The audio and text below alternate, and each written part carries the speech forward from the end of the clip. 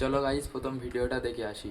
মমতা বন্দ্যোপাধ্যায় জিতলে বাংলার 10 কোটি মানুষ শান্তিতে থাকবে। আমাদের এই মাটিতে সাম্প্রদায়িক সম্প্রীতি অক্ষুণ্ণ থাকবে। তৃণমূল জিতলে দুমুঠো ভাত আর বিরোধীরা কুপকাত, আর বিজেপি থাকলে ধর্মে ধর্মে আঘাত আর ধর্মে ধর্মে বিভাজন করে খালি অন্তর্ঘাত। বলছিলাম যে দাদা, আপনারা তো এতদিন ক্ষমতায় আছেন, কলকাতায় কি উন্নতি করেছেন আপনারা ক্ষমতায় আসার পরে বহু দামি দামি কোম্পানি তারা কলকাতা ছেড়ে অন্য অন্য রাজ্যেই চলে গিয়েছে। কলকাতায় এক ভালো আয়ের কোনো উৎস নেই।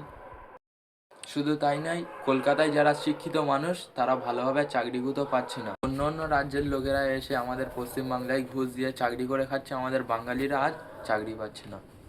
আপনারা পশ্চিমবাংলার জনগণদের কি পরিষেবা দিচ্ছেন? তারা বাইরে খাটতে যাচ্ছে, কলকাতায় কোনো ইনকাম নেই, যার কারণে বাঙালি মজদুর ভাইয়েরা অন্যান্য রাজ্যেই পয়সা সঞ্চয়ের জন্য যাচ্ছে, আর তাদের ওপর জুলুম অত্যাচার হচ্ছে। আপনারা কোনো প্রতিবাদই করছেন না, বরঞ্চ আপনারা আরও ক্ষমতায় আসার পরে বাঙালিদের পেটে লাথি মারছেন।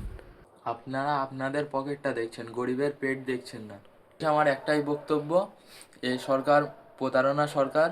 আপনার মূল্যবান ভোটটা আপনি 10 বার ভেবেচিন্তে দেবেন, ভোটটা না নষ্ট করে।